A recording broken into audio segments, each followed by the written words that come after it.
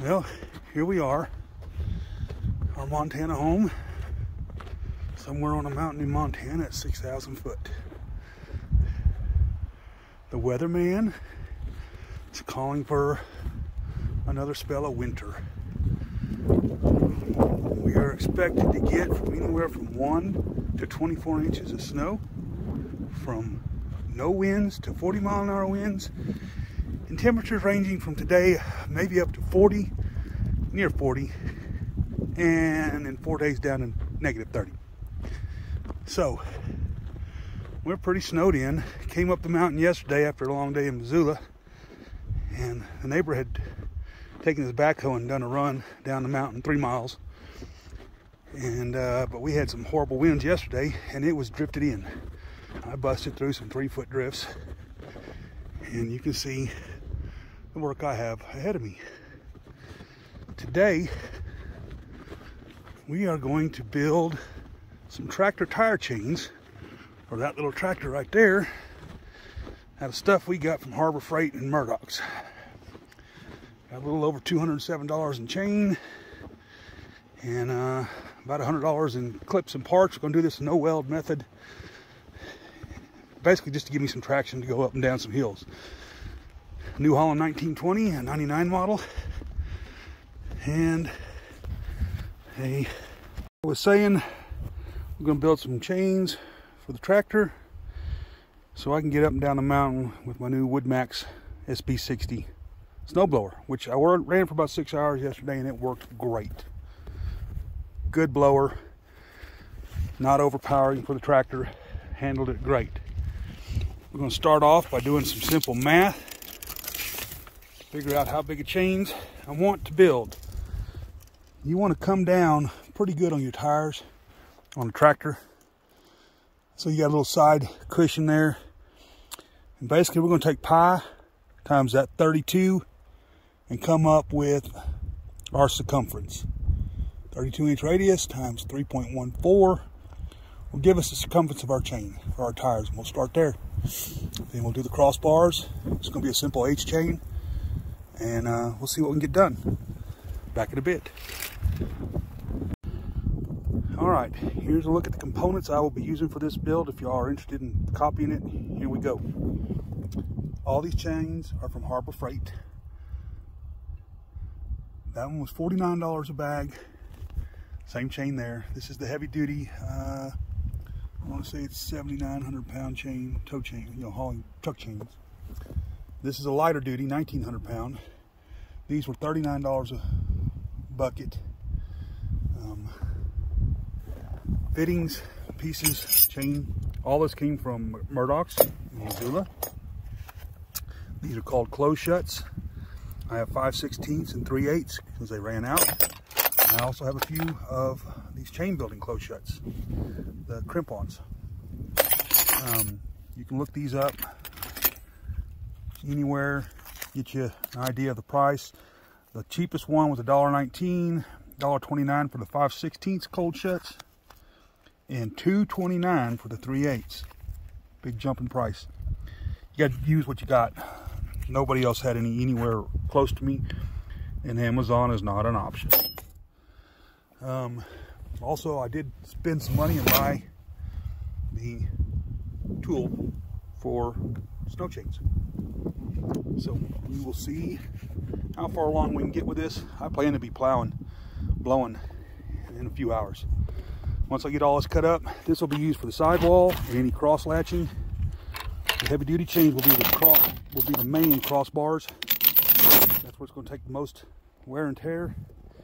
And if you have any questions, I can try to provide a list. I'm new at this video stuff, so bear with me. Back in a bit. It's a tune-woven system here. So why have I chosen to do it this way? We're in the middle of winter. Snow chains for a tractor are very expensive, and you have to order them. And I don't have time for ordering. I don't have time. It's an hour down the mountain, an hour to town to pick up stuff. So 2-hour trip, 4-hour round trip, not possible. I love it up here and I like it that way. So we're going to do the math on this. We have a 32-inch diameter times pi 3.14 gives us, well, almost an even 100 inches. So that's going to be the length of our drive chain, plus about 6-8 inches for safety and to allow hookups and everything else.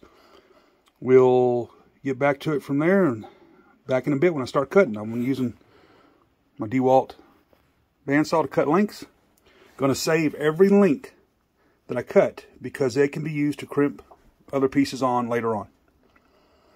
Back in a bit.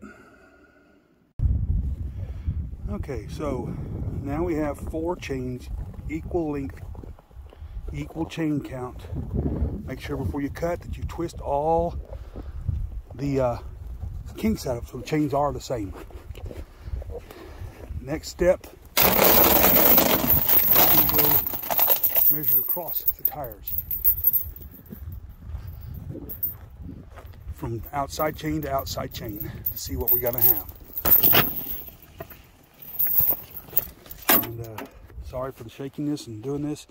I'm gonna pause and clear this tractor. So basically you lay your chain across there, and I know it doesn't look straight, but I've stretched it tight. I'm doing this one hand. Down to your measurement, which will be the same on the other side. Hold it and get a chain count, and that's where you'll cut every cross length chain. For attachment, you're going to add about 2 lengths with those cold shuts. So you can take 2 lengths off and get a tighter, dimension on your chain. I kind of got a pretty good idea where I'm at on it. Sorry for shaky video, starts and stops. I'm doing this one-handed with a camera in my hand, a phone in my hand. So back in a bit. All right, about 45 minutes of cutting. I went ahead and cut them just for time. It was easier than trying to bend open each length, pull it apart and save it. So here we are. I'm gonna have 10 runners across each tire, probably at about 10 inches apart, maybe 9. Here's what you'll be attaching, how I'm attaching it. Closed shut or a snow chain closed shut. On the end of each one, placed. Make sure your chains aren't twisted. And in the same position when you start. Just put them in place. Make sure you're exactly the same all the way down. Get them put together. I'll see how long it took me to do these in the snow. The wind is getting up. The snow is starting to come down. This thing may get here a day sooner than they say. And life up here on this mountain is kind of hard on equipment. There is my old Hanson snowblower, gas powered, 27 horsepower. Main shaft keyway sheared off, big rock. So it's a snow berm.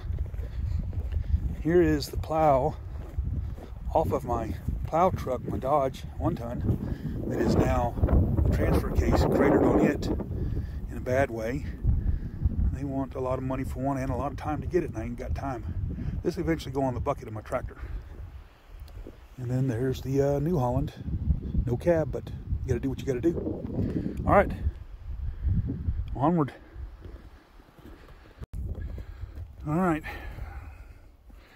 it's not a completely finished product. I don't have H's in, but I'm out of links and out of stuff to do them with. So we'll mount them up, and I gotta do some blowing. Here's the one on the chain on the tractor. It's not going to give me the best traction right now. And then I still got to tighten them up, drive it around a little bit, get them to suck up in place, and then I'll cut the excess off, and not too much. Get them going. Homemade chains for under 400 bucks with the tool. Eventually I'll have cross latches between them to hold them in places so they'll sit up higher on there. Weather's getting worse. Snow's coming. Blowing, winds blowing. I got work to do. Our Montana home off grid. I'll try to answer questions if you ask them, but I'm going to be busy for a little bit. Up in the mountains of Montana. Alright.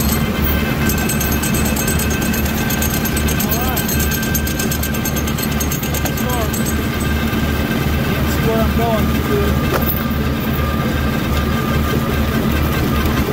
There you go.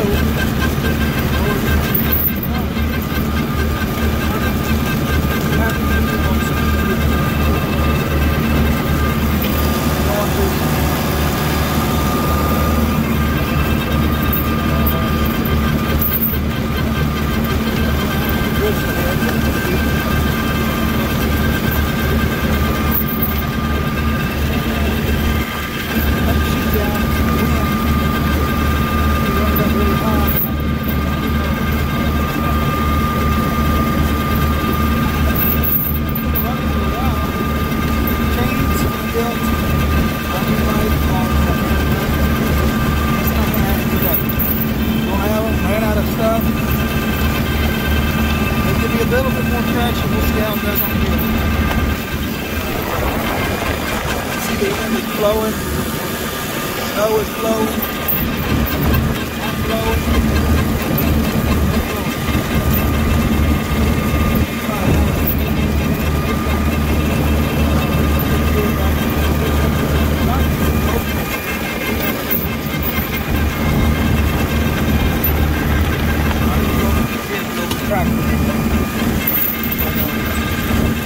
Backing a little bit, bend it in, ran out of shear bolts, changed these crossbars for better traction, but they do give me a little. Storm's about to hit, and we'll just go at it again. It's late, I don't have very good lights on this little tractor. It's also getting cold. May dig ourselves out after the storm, so it'll be 40 again by Friday. Life off in the mountains. Beautiful. A lot of work.